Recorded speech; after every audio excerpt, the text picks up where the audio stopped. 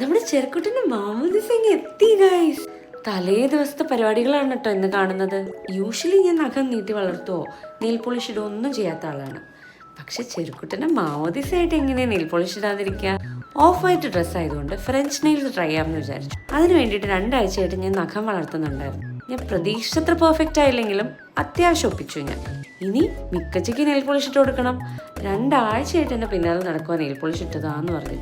അങ്ങനെ ആ പരിപാടിയും കഴിഞ്ഞു. ഇനി നമ്മളൊരു റിഹേഴ്സലാണ് കേട്ടോ കാണാൻ പോണത്. ഈ ബാസ്ക്കറ്റ് മാമോദിസയ്ക്ക് മിക്കച്ചയാണ് പിടിക്കുന്നത്. അപ്പം അതെങ്ങനെയൊക്കെ ചെയ്യണം എന്നൊന്ന് പറഞ്ഞു കൊടുക്കാൻ ശ്രമിച്ചത്. ലാസ്റ്റ് ചിറ്റപ്പനും മിക്കച്ചയും തമ്മിൽ വന്നടിയായി. ചെറുക്കുട്ടൻ ഇതെന്താ ഈശ്വര നടക്കണേന്ന് ഓർത്തിരിക്കുന്നുണ്ടായിരുന്നു. അങ്ങനെ ഒരു വിധത്തിലാണ് അതൊന്ന് സോൾവ് ആക്കിയത്. ഞാനും എൻ്റെ ഫ്രണ്ട്സും കൂടെ ഒരു ഡാൻസ് കളിക്കുന്നുണ്ട്. രാത്രിയായപ്പോൾ അതിൻ്റെ ഒരു അവസാന ഘട്ട പ്രാക്ടീസിലോട്ട് കടന്നു. 2-3 പേര് ഓൺലൈനായിട്ട് പഠിച്ചിട്ട് ഓൺ സ്റ്റേജിൽ പെർഫോം ചെയ്യുന്നുണ്ട്. ഇനി മാമോദിസയ്ക്ക് കാണാട്ടോ.